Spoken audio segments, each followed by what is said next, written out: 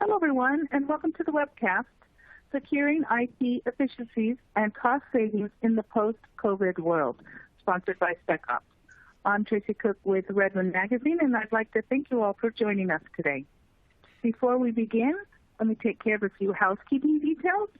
We'll be holding a Q&A session after the presentations today. You can enter your question at any time during the webcast, and we'll answer as many as we can. Spec Ops has provided a number of resources, and they can be found in the Resource tab, along with the PDFs of the presentation. So check that area out for both of those. And finally, the entire webcast is being recorded and will be archived for future viewing, and we'll send you an email when the replay is available, and that should be in about 24 hours. And now I'd like to introduce Scott Becker, Editorial Director for Redmond Mag, who is moderating today's webcast. So welcome, Scott. Please take it away. Great. Thanks, Tracy. And welcome everyone to this webcast on securing IT efficiencies and cost savings in a post-COVID world. So this is a timely topic for us. COVID has obviously drastically changed the way IT operates, with security, remote work concerns, and cost control now all being top issues. So let me take a minute to tell you about the two experts we've got presenting for us today. First, we'll hear from Nick Cavalancia, who's the Chief Tech Evangelist for Tech Evangelism and a regular contributor at our event. So Nick has more than 25 years of enterprise IT experience and is a Microsoft Cloud and Data Center MVP with a focus on cybersecurity. He's an accomplished consultant, speaker, trainer, writer, and columnist. He's earned many technical certifications, including MCSE, MCT, Master CNE, and Master CNI. He's authored, co-authored, and contributed to nearly 24 books and regularly speaks, writes, and blogs for some of the most recognized tech companies today on a variety of topics. And then we'll hear from Darren James. He's product specialist and technical lead at Spec Ops, and Darren has 20-plus years of experience in IT. Having worked as a consultant across many sectors and many different sizes of organizations, from central to local governments to retail and energy companies. He's worked at Spec Ops for nearly 10 years, specializing in Active Directory, Azure AD, and group policy. So we're in very good hands with these two. As Tracy said, there will be time for questions at the end, so take advantage of this opportunity to get your most pressing questions answered. With that, let me turn things over to Nick to start things off. Nick, welcome. Thank you very much, Scott. Glad to be here. Hey, everyone. Welcome to today's webcast. I'm very excited about this topic because I think we're at this point where everyone is tired of hearing the term COVID. We all know that. We've all been COVIDified, and we're tired of hearing that term, especially when it comes to business. And yet it's really important because it sort of recognizes, if you think about it, looking at the title of today's webcast, it sort of recognizes the fact that all of us in IT reacted the exact same way to COVID. We all simply responded, tried to figure out how in the world do we get the organization back up and running, got the organization back up and running, and now we're sort of at this plateau of enlightenment where we're going, okay, I need some really real solutions to figure out how I'm going to move forward and move the organization forward so that we can be productive, we can be secure, we can be compliant, I mean, all those kind of things. And at the same time, there's some issues that are sort of implied again in the title here about cost being an issue, budget being an issue. We're going to talk about both those things today.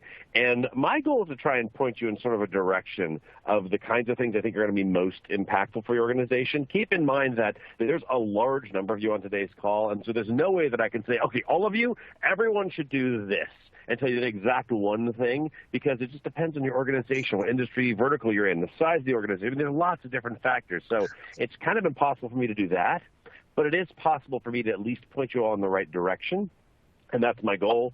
And so as I'm talking today, if you have some questions, put those in the Q&A box. We'll definitely answer those at the end.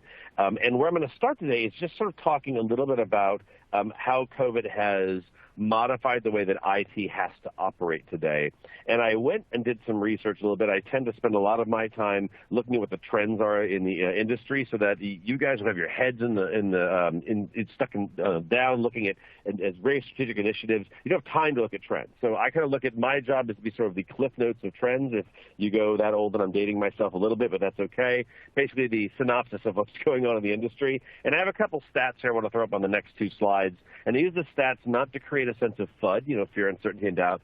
It's actually more designed to use statistically relevant data as a way of helping you understand what's actually going on in the world and what you should be expecting and how you should be strategizing and that kind of thing. So the first I'm going to bring up here is from IDG's How IT Leaders Are Responding to the Pandemic report. And you can see here that only about 25% of organizations are actually thinking of increasing budgets right now. There's a lot of speculation. Is it going to come back? Are these second waves, third waves of COVID? Is that going to impact our business? We seem to be in a place right now, at least where I am in the world. I live in Florida. It seems like businesses are all kind of just moving forward. Everything's a little slower, but we all get it, and we're just adjusting to the new normality of that level of business. But there's still this issue of whether budgets are going to be increased or not, and I'm assuming that you're somewhere in that boat because you saw cost savings entitled here. So probably you're either at my budgets are maintaining the same, or they're, maybe they're growing a little bit, or they might even be reduced. So cost is really a factor here. I would like to corroborate this 25% with another report that came from ESG, and I've actually got a stat from the ESG report here as well later on this slide, but they have the impact of COVID-19 on IT and cybersecurity. That report just came out. Their number was only 20% of organizations are increasing their budgets. So that there's some corroboration there of the data. Even though it isn't exactly perfectly aligned, it does show you that it's not one says 20% and one says 80%, but there's a small percentage that are actually going, let's just drive forward. Let's increase budgets. Let's do more. But it is kind of necessary even just the same. Second one here is just the issue of trying to control costs. Now, the idea of controlling costs, and this is actually according to the same IDG report as the first of the budget stat here. Cost control is the number one strategic initiative. And if you look and you read down the text that I've got in this particular stat here, you can see that security management, which of course is generally extremely high in IT's focus. It's cybersecurity. Look at ransomware attacks. We're now turning into data breaches. We're worried about phishing attacks and security awareness training and all kinds of other things that have to go into play. Security management's now number 5. It's dropped that far down. So cost is definitely a factor for how IT has to operate moving forward, and you guys should be expecting that to be the case. If you're not already seeing it, I would think, especially if second and third waves come into play, you should be seeing that as well. There's another stat here that kind of comes into play, and that's this idea of you already know that you have remote workforces. Duh, they're the people you support. But it's an interesting stat here. They asked the employees whether or not they wanted to return to work. And that becomes a factor here because the organization, of course, has to be sensitive to, you don't want to get exposed to COVID and you need to stay home and it's the safest place for you and your family and all those kinds of issues. And not diminishing the impact of that at all. That's certainly important. Just that kind of an aspect of it. You've got here, more than 3/4, 80% of employees go, I don't think I really want to go back to the office. Doesn't mean that they aren't. Just means they don't want to, and they're going to voice their concern here. That comes from MobileIron's Everywhere Enterprise report that just came out a little bit ago. And so now you're having to respond to how do I keep that remote worker not only productive, but also secure to the organization's standpoint, not just from the user standpoint themselves. And then the last one here, and this is sort of I found interesting here, is whether or not organizations really consider themselves ready to handle a remote workforce.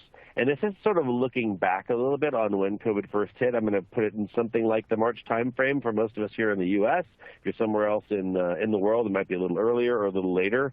But this is that ESG report I mentioned early on the slide here, and this is their impact of COVID-19 on IT and cybersecurity report that I mentioned. And you see here it's a little less than 40%, so 38% actually consider themselves like we're ready to go remote. It was not a problem for us.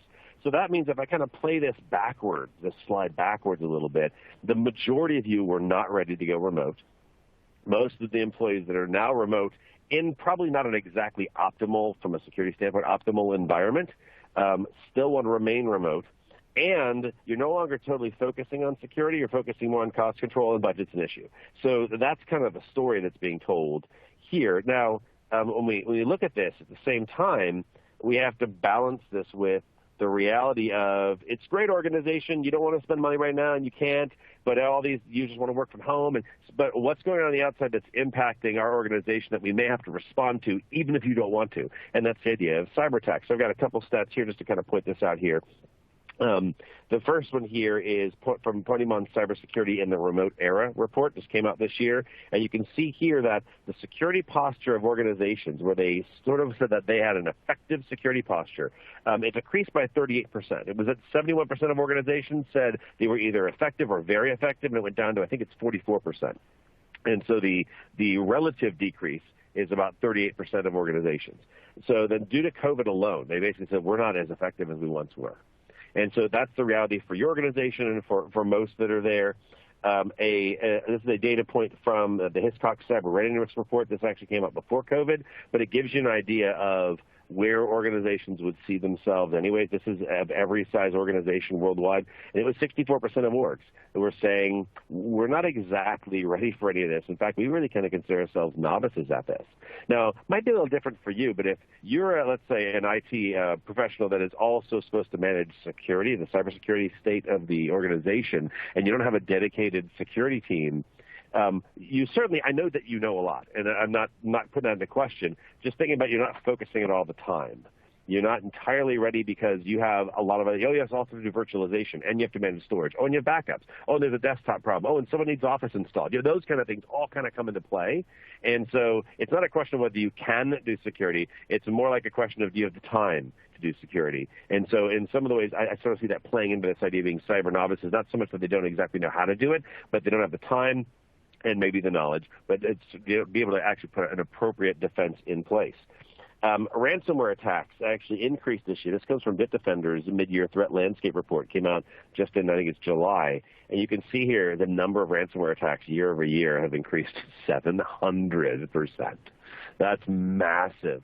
And just to tie into that, I mentioned this just in passing a minute or two or three ago, was ransomware attacks are now turning into full-on data breaches because they realized if they also exfiltrate some of your data, steal it, and threaten to post it up on somewhere on the web, that's another way of kind of getting you to pay the ransom through two different mediums, either both from restoring your operations as well as potentially I'm going to go ahead and extort some money from you if you don't pay me. I'll expose the data if you don't pay me, and that's therefore extortion. The other thing that I've noticed here is that Active Directory is now becoming a real target. There's no stats on this, but if you've seen, there's a number of stories in the news now where we're starting to hear about domain controllers being attacked. Ransomware attacks on those. We've actually seen group policy being used to distribute ransomware, which means they got access to Active Directory. I mean, things like that are happening in the world, and that tells me that the bad guys are no longer satisfied with just lateral movement within an organization, but are actually targeting Active Directory. So we really need to focus on how do I protect the perimeter, as it were, so that they never get to something like Active Directory. And then the last thing here is from the Pulse Secure report that came out about 2 or 3 months ago, and you can see here about a fifth of organizations, just because of having a remote workforce, they can actually identify that's the reason why, in their minds, why they actually had a data breach or a security breach of some kind. And so the cyber attacks are changing as well and are being impactful. And so this onslaught, I don't have to play this one backwards. I can just play this one forward, unlike the last slide. But you can see basically your effectiveness has gone down. The bad guys are not only attacking more, but they're actually getting really good at getting all the way to Active Directory. And then your remote workforce isn't helping. So having said all that, the idea here is you've got to figure out ways to put some kind of cybersecurity protective stance in place that's going to actually have an impact. But, of course, there's an issue of budget constraints and things like that. So the question really becomes then what I've got in this next slide, which is then where should you be putting your focus? And when it comes to the focus, it's not so much about a specific initiative just yet. I've actually got a couple suggestions on another slide. But when I'm thinking about where IT should put its focus here, there's a couple of sort of criteria that I think that whatever it is you're going to do, whatever security initiative it's going to be, it's got to have a positive impact on a couple of factors here. The first one, that's the most obvious, is it should actually have a positive impact on security. It should make you more secure.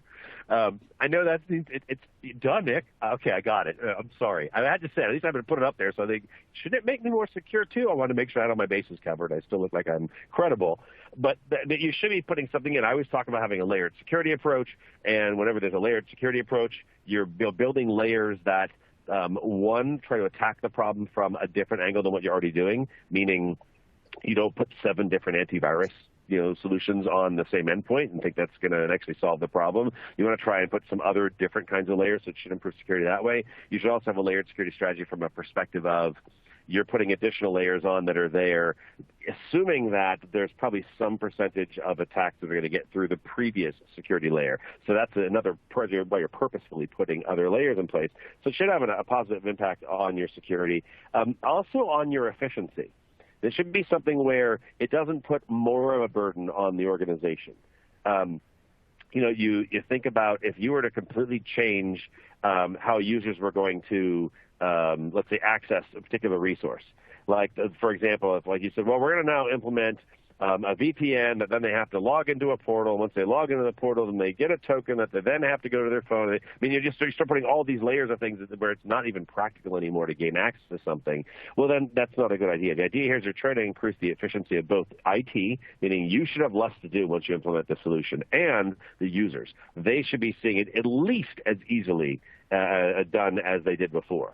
And obviously, an extra step or something might come into play, but not something where it's materially different and materially more complex for them in order to accomplish whatever task they're trying to accomplish here. And then the last one here is that issue of budget and cost. It's got to be something that positively impacts cost. So it's going to be cost effective. There are lots of kinds of solutions that are out there. Everything obviously costs something if you're looking at third-party solutions. Some of you might find that the answer is to actually put something else in place that you're going to be scripting yourself. I mean, you could definitely do those things. Then it's just your time. But I'm assuming most of you are going to be looking for solutions that are going to have an impact. But they obviously have to be very cost-effective. And I think the real answer to determining cost-effectiveness is by looking at the previous two. And looking at, does it make you more efficient? Does it make users more efficient? Is there some gains there that you can... I don't want to use the term rationalize, because that sounds like you're trying to just convince yourself, like, yeah, it's definitely cost-effective. But it actually has improved maybe the productivity or the efficiency of IT operations, of user productivity, and so on. But then also it has made you more secure and kept attacks from coming in. Obviously, it's far cheaper to protect from attacks than try to pay. I mean, there's now several ransomware families that are in what we call the $1 Million Club, where they're asking for 7-figure ransoms, and they're not budging. So it's important to be thinking about that from a cost perspective. And then also, I think that there should also be a consideration here when you're thinking about the kinds of initiatives and projects that you're going to be putting in play, the security initiatives there, is they should do two things. One, I think I'd love to see them offload some work from you so that it's not something that puts more burden on IT. At a minimum, it's neutral, but in a positive way, can you leverage your user base to take off some of the work that normally you would do? And I'll give you some examples of actual practical examples of types of solutions you can put in play on my next slide that are going to do some of this. Because I think that it's high time that we be considering that the organization needs to have a culture of security, that users need to be cognitive of that, they need to participate in that, which means that there are some aspects of IT management that revolve a little around security that maybe we can put in the hands of, not maybe to all users, but some users. That helps offload IT. And then the second one here, in some cases, if it's possible, actually multiply your efforts. So rather than it just being, I'm going to let so-and-so do the job I normally do, that's not exactly what I mean. I mean more along the lines of, let me put something in place that IT has sanctioned, and we put controls around and policies and processes in place, a workflow, and then maybe the users can go ahead and do it. And that way they're working within the confines of what we've created, and that actually multiplies IT's efforts, because now instead of you having to have, let's say, someone that's doing some kind of management in IT doing the work of, let's say, changing a password or adding someone to a group or something that's sort of very remedial in nature, why not have somebody else do it? And then those people are actually becoming little IT folks. That's kind of the idea here. So some of the sort of what I see as quick security wins that you can have are a couple of different kinds of solutions here. And I've got, I guess, 1, 2, 3, 4, 5. I'm looking at my notes here. I think I have 5 solutions in sort of various different bullets here on the slide. The first one is probably putting some security awareness training in place. And the reason for that is you have to create what I said before, that culture of security. I get people not just thinking phishing is bad. Don't click on attachments. That's not exactly what I mean by security awareness training. Yes, that's in the training. But I'm more so concerned about the aspect of security awareness training that is teaching users the organizational security is important, and it depends on you, Mr. or Mrs. User. And then that way they start getting the mindset that you need to have as much vigilance as you or I have. When you or I look at an email and it opens up and you're like, that email address looks really fishy, or that link's, this is really poorly written. And instantly the bells go off and the red flags start flying, everything going, this is probably bad. And then you start looking at it a little bit more and you go, oh yeah, this is just spam, or this is phishing attack, or whatever it is. We easily can see it. And it doesn't take any effort. But someone who's, in accounting every day, they're busy doing accounting. That's their job. And so they're not thinking this way. And I think the security awareness training is there to help people to realize you have to have a culture of security. Each user in the organization plays a role. It's important that they do, that kind of thing. That's kind of important here.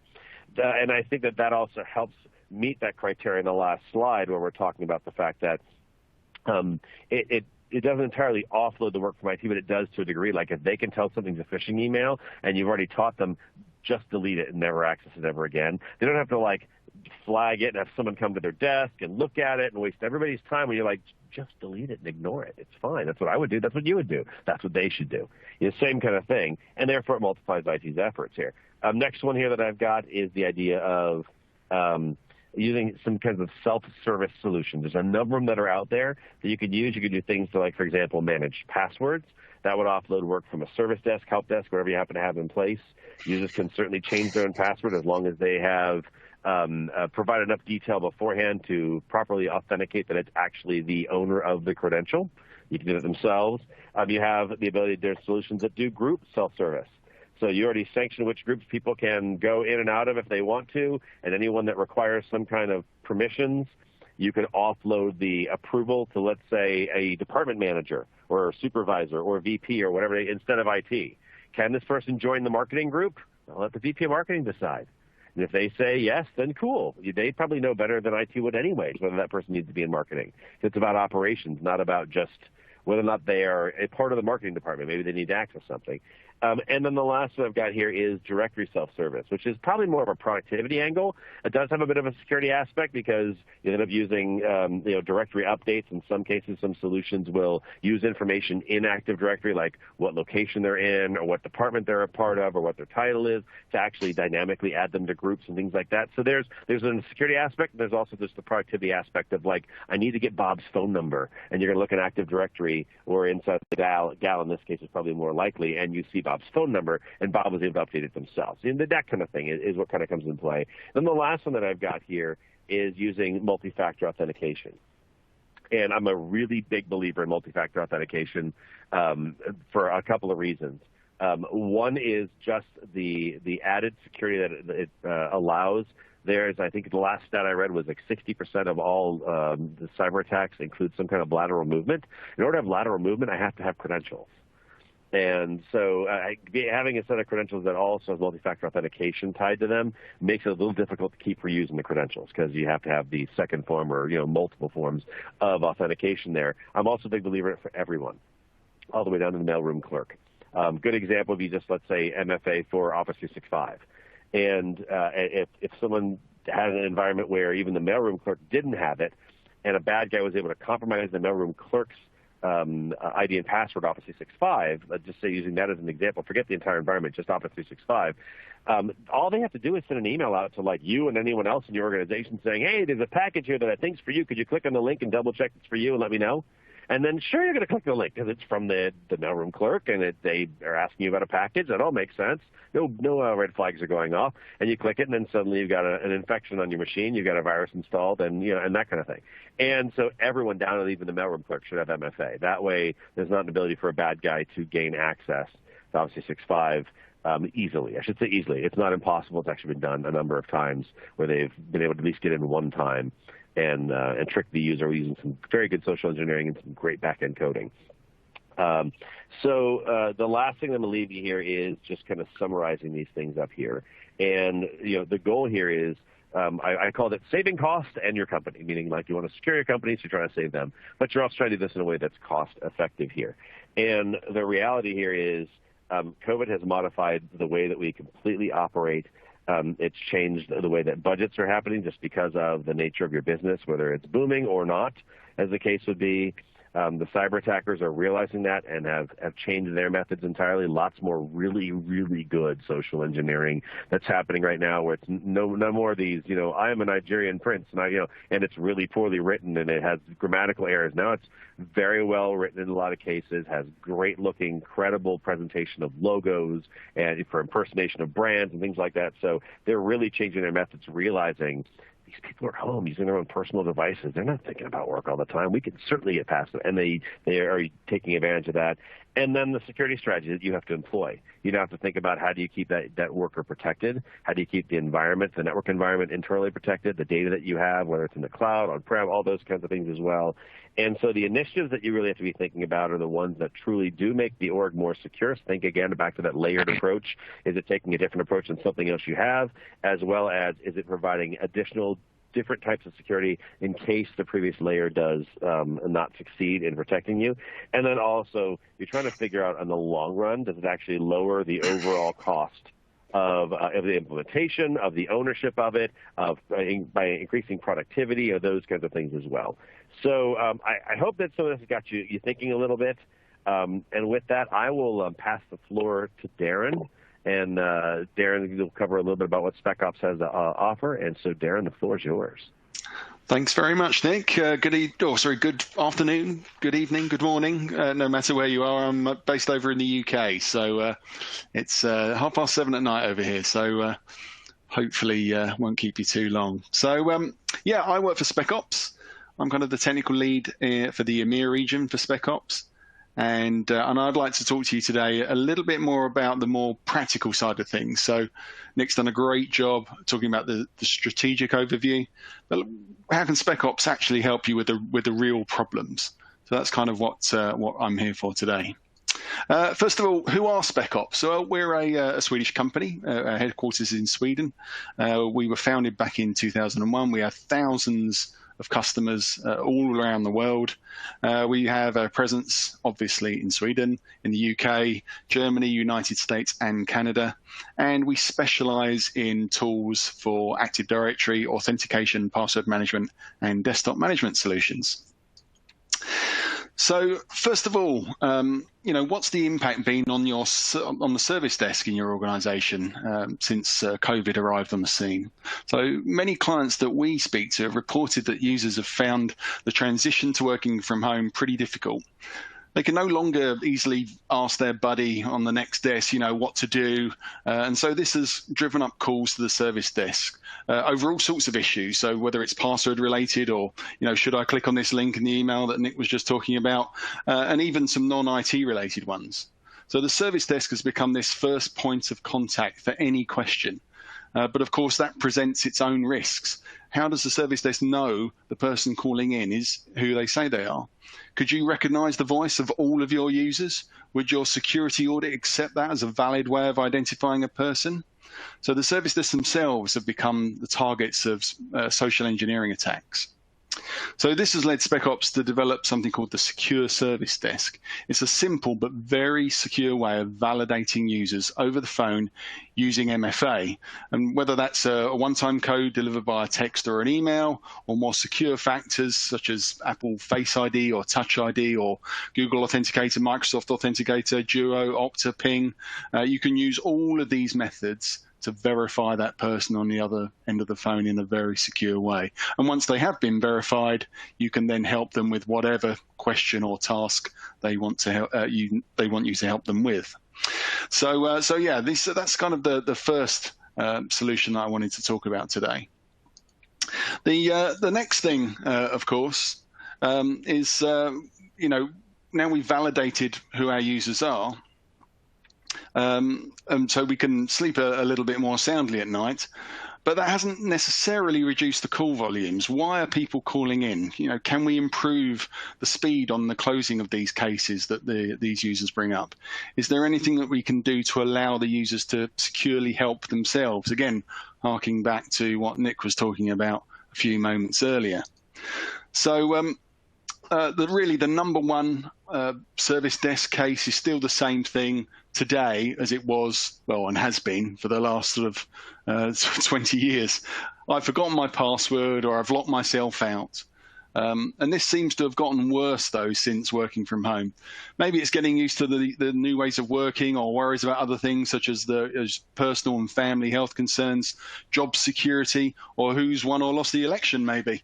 But remembering your password is now normally the last thing on people's minds. Sure, for all of us who work in IT security, it's very much something that is on our mind all the time. But for regular users, the password is just something that they have to get through to then go on and do their job. So it's not always in the forefront of their minds, particularly when they've got all of these other worries on their minds as well.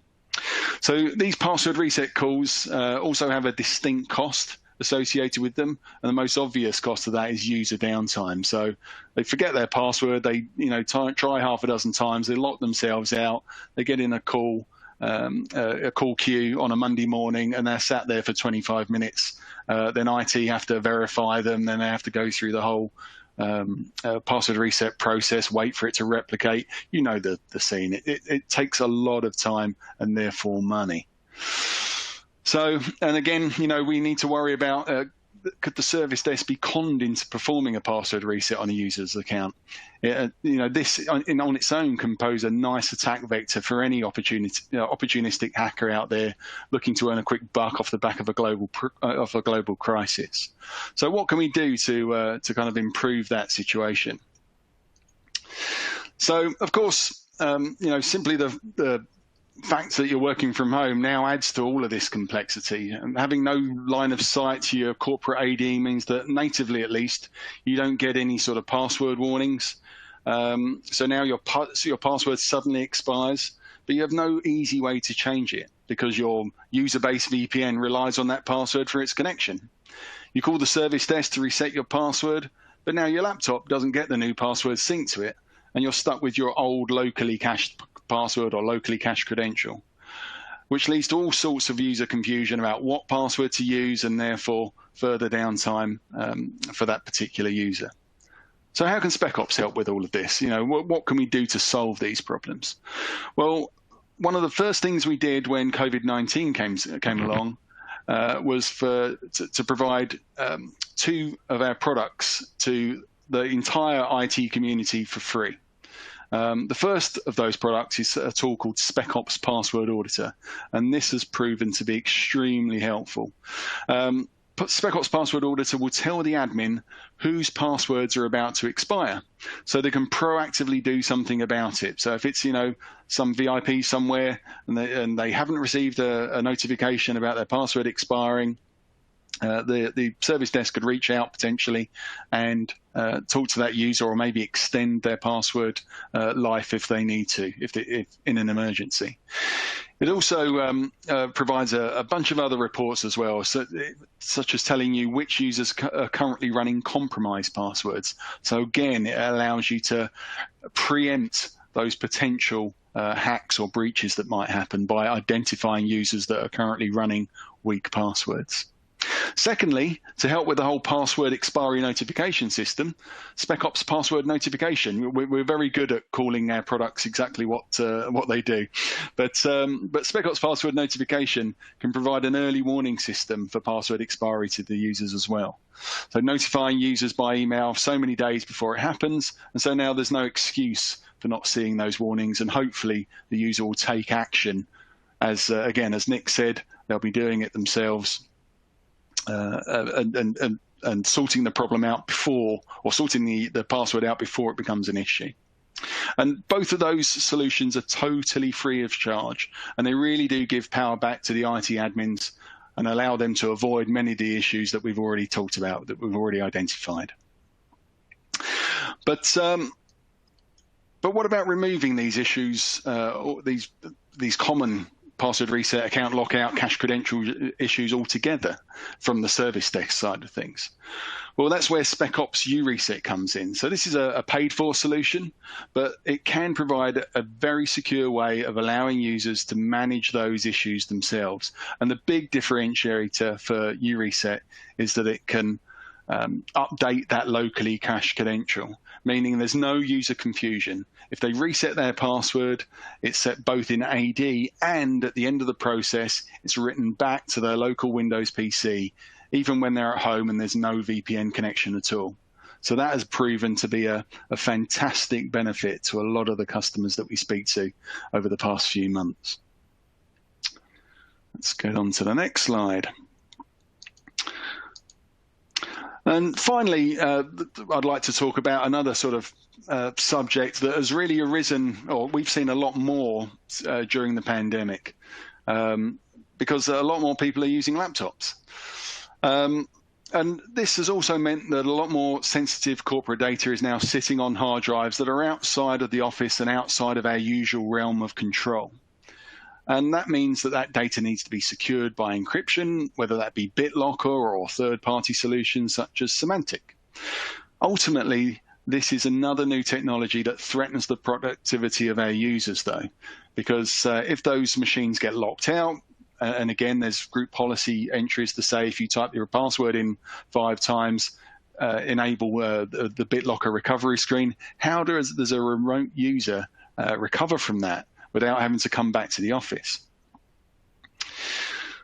So there are a number of third-party encryption solutions that can be used to manage BitLocker recovery keys, but many of these self-service functions that these tools have still require the laptop or the user to be on or inside the corporate network.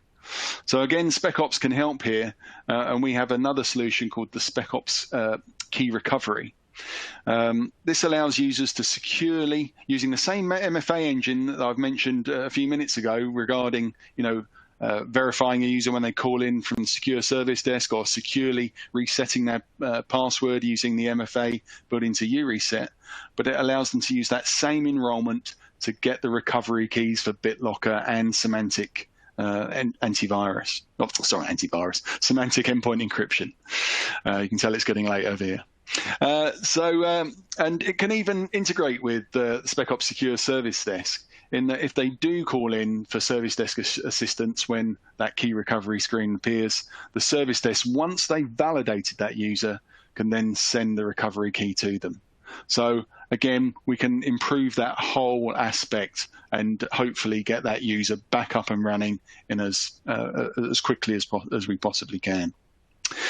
So thank you very much for listening. I hope it's given you some food for thought.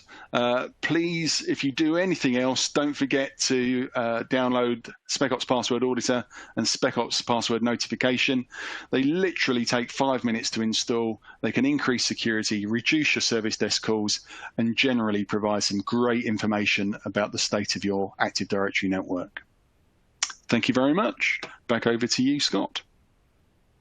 Okay, great. Thanks, Darren. Good stuff. So just a quick reminder, if you have any questions, go ahead and put them in the console, but we have a few here. You talked a little bit, Darren, about the Azure AD self-service password reset. What are some of the benefits of the Spec Ops solution over sort of the Microsoft native tools? Well, the big issue with Azure AD self-service password reset is the inability to update that locally cached credential. So really, unless you've got an always-on VPN solution, so something that initiates the VPN based on the computer certificate, the user's always going to be stuck. They can't use that solution unless they are already connected or have line of sight to the domain controllers. And that's really the beauty of Spec Ops, in that we don't rely on that at all. As long as that laptop has an internet connection, we can update that locally cached credential. The other huge benefit of Spec Ops is that you're not also tied to the limited number of MFA options that the Microsoft solution gives you. So we've got a wide-ranging scope of built-in options, plus third-party options, plus federated options. So, whatever your business type, whether it's education or public sector or local government or retail or whatever it might be, you can find ID services built into Spec Ops UReset that will fit your business model. So that's kind of really where our strengths lie. It's what we specialize in, whereas it's a side thing for Office 365. Right. So that's interesting. Can you provide an example of the kind of thing that that you provide? That's the type of MFA that maybe is in Microsoft that you guys Yeah. Well, as I was saying earlier, so things like Duo Security, Okta Verify, Ping ID. So all of these things that certainly our larger customers have already gone out and purchased to do other things for their organization, we can leverage those to effectively give you better return on investment for money that you've already spent. So you get use for whatever those systems are already providing for you, plus you can now use those same systems for self-service reset or service desk verification or BitLocker recovery keys, whatever it might be.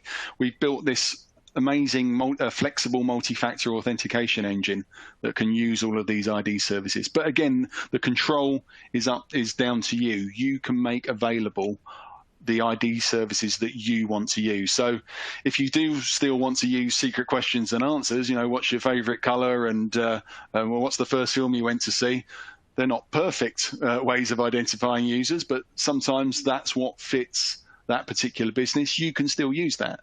But really, the whole idea of Spec Ops authentication is that we can move users to more trusted ID services. The biometrics, for instance, in Spec Ops, we call it Spec Ops Fingerprint, but it's really Apple Face ID, Touch ID, and Google Fingerprint.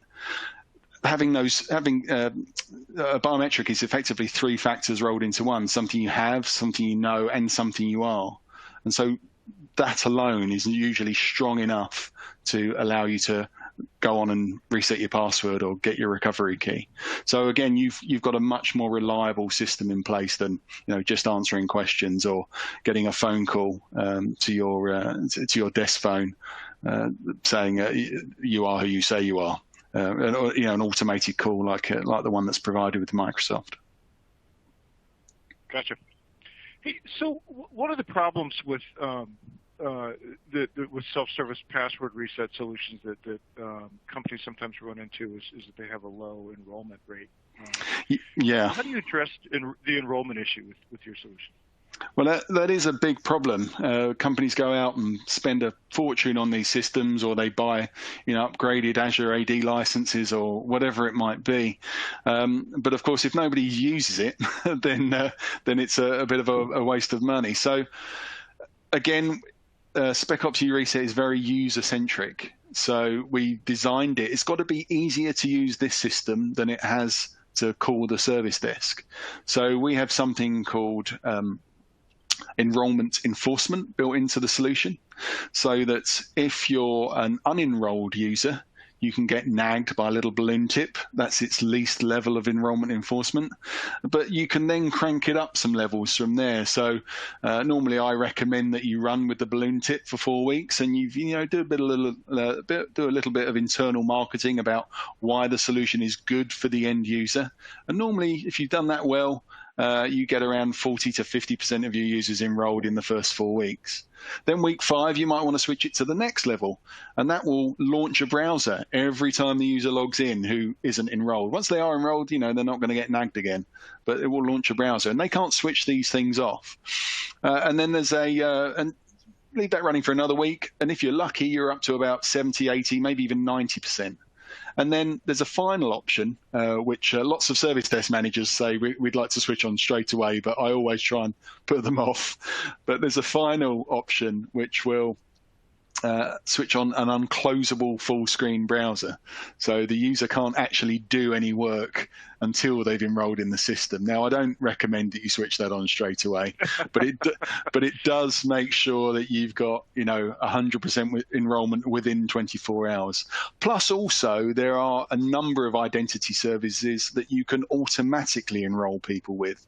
So things like mobile code and corporate email and questions and answers, and who your manager is, and getting your boss to verify you or your teacher to verify you. All of those things can be automatically enrolled, so the user doesn't have to do anything. And even things, third-party solutions like Duo and Verify, they can also be automatically enrolled as well. So there are a number of different ways that we can ease that enrollment problem. But you're right, it is a big issue, and we can still send out nagging emails and things to people, but that's not the best way to do it, because people will just set up a spam filter. But yes, lots and lots of options. Okay, yeah, and it sounds like starting out with sticks and then moving to bigger sticks. Yes, absolutely. Yeah, in a nutshell, that would do it. All right. This next question, I think Darren, I'm gonna put it to you first, and then maybe we'll turn to Nick and see if he's got some opinions on it too, because it's a sort of a philosophical question. But do you recommend removing password expiry to prevent password reset problems for the time being? Well, that's a contentious subject, because that has been recommended by a number of organizations.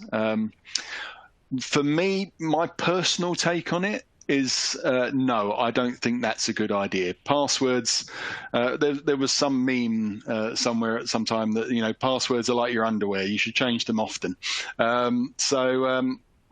So for me, I don't think that's very good advice. I think you certainly, depending on the quality of your passwords, and bearing in mind the native tools that you have with Active Directory, you really need to look at different solutions. I haven't really talked about Spec Ops password policy, but that's a solution that can improve the password quality within your environment, encourage users to use passphrases, that sort of thing.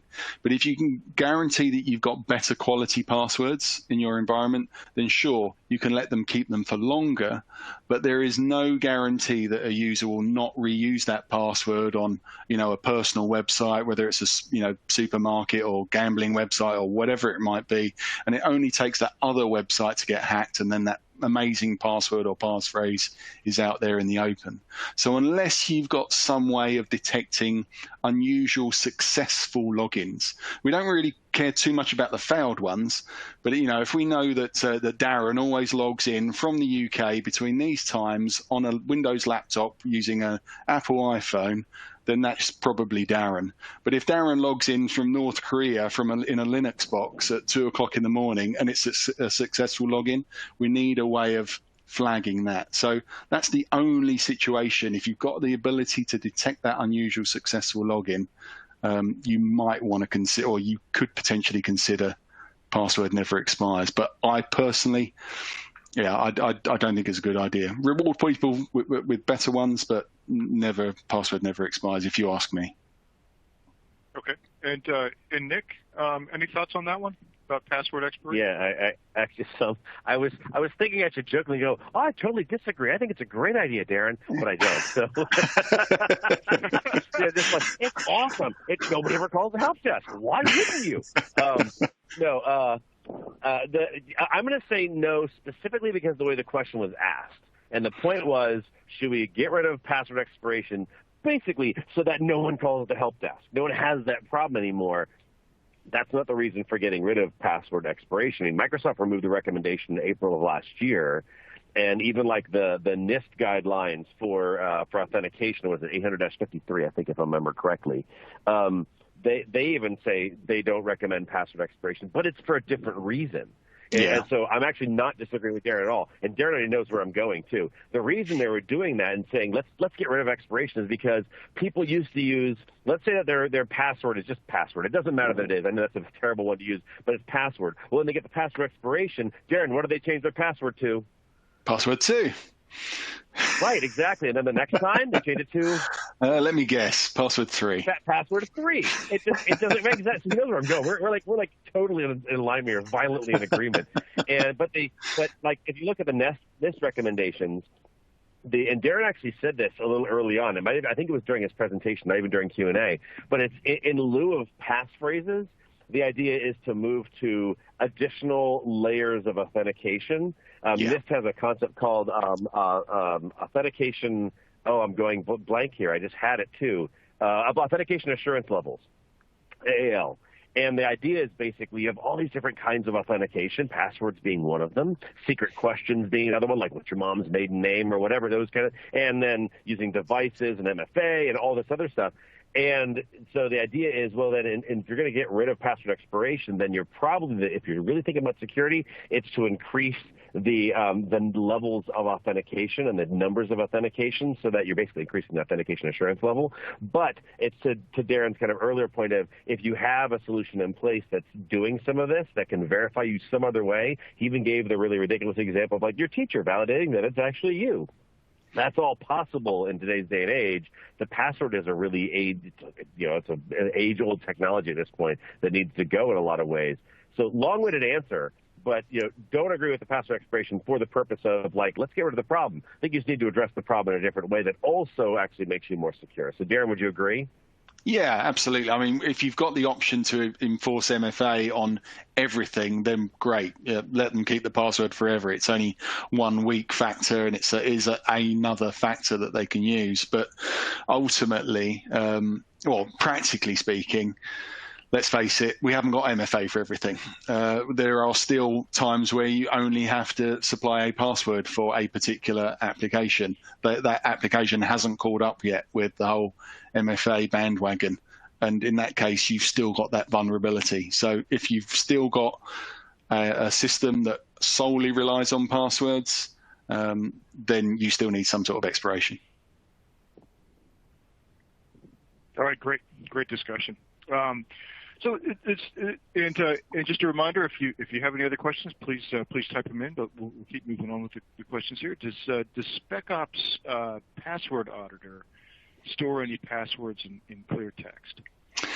Well, yeah, I mean, that's kind of relating to a feature that I didn't really dwell on too much, but Password Auditor has this ability to compare your current users' passwords with a database of 738 million previously leaked passwords or breached passwords. So you can download Password Auditor, download the database, click go, and away it goes. So what we're not doing is cracking anybody's passwords. You'll know this as soon as you run it because it runs so quickly. All we're doing is extracting the NT hash of that user's password and then comparing it to the NT hashes that are in this database and then flagging the users that it finds a match for. So we're not storing any passwords in their hash form or even in their clear text form. So the answer is no, in short. But it's fantastic. It's a real eye opener when you run that thing for the first time, I tell you. What did you say? 750 million? 738 million. 738 plus change. But yeah, that's a good number. Yeah, it's slightly more than the Have I Been Pwned one, and right. And we update that database on a 6 monthly basis based on telemetry that we get from our online database, which has got 2.5 billion unique leaked passwords in it. So that 738 million is like the greatest hits of the 2.5 billion database that we have. Yeah, and meanwhile, you're like 30% of your users you could hit them with 20 passwords, right? Oh yeah, absolutely. Yeah, but yeah, I mean, this is why you really need a third-party solution because Microsoft haven't improved that situation in the last 20 years, and they're not really improving it now. And even with things like Azure AD password protection, it's a very limited number of variants of the same password that they use. So they're not real life passwords that they're blocking. We've got some, if anybody wants the details, come and have a chat with us and we can go into that for you. But yeah, you really need to block real world passwords that have been leaked. And that's what our Spec Ops breach list provides. Gotcha. Great. We've got another sort of set of questions on BitLocker, so maybe we'll get into those, and then we'll probably be at time here. But the first question is: are there other encryption solutions that your solution works with besides BitLocker? So yes, you might have gathered it from my presentation. I think I mentioned semantic. So we support both BitLocker, which is the most common, and semantic, which I think is the second most common. And we're also looking at other systems out there as well. Of course, we need to make sure that we're, that those other third-party solutions want to play ball with us. So, but we've always got our eye on the market and seeing where these things are going. But we've seen a massive prevalence in the uptake of BitLocker since the arrival of COVID, with everybody being issued laptops. It's been a no-brainer for a lot of IT firms not IT firms, companies in general, just to BitLocker the C drive. And so that recovery key is a key piece to that, or having access to that recovery key is a key piece. Yeah, so that actually leads into the next question, which is there a way to minimize BitLocker user lockout triggers? Again, it's all really configured within group policy. So IT admins have access to what the triggers are in group policy. So, and I guess it really depends on, how much of a hurry that group policy was configured in. Did you go with the standard set of rules, or did you tweak it to fit your organization and how your users work? Really, only IT admins, service desk agents, people who feel the pain from that are going to be the people who can answer that question, whether their hardware is tolerant, whether their users are good enough to maintain that IT equipment at home or wherever they may be. Is it causing an unusual number of BitLocker account lockouts?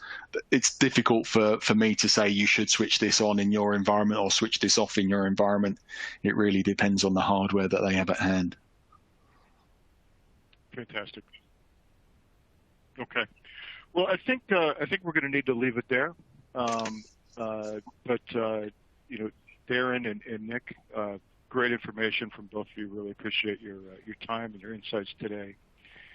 And with that, I'm going to turn things over to Tracy for some closing notes.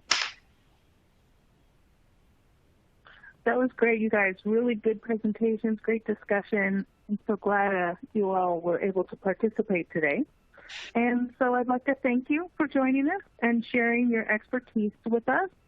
And I'd also like to thank the audience for attending today. The webcast was sponsored by Spec Ops and presented by Redmond Mag. Thanks again, everyone, and enjoy the rest of your day. This concludes the webcast. Thanks all. Bye-bye.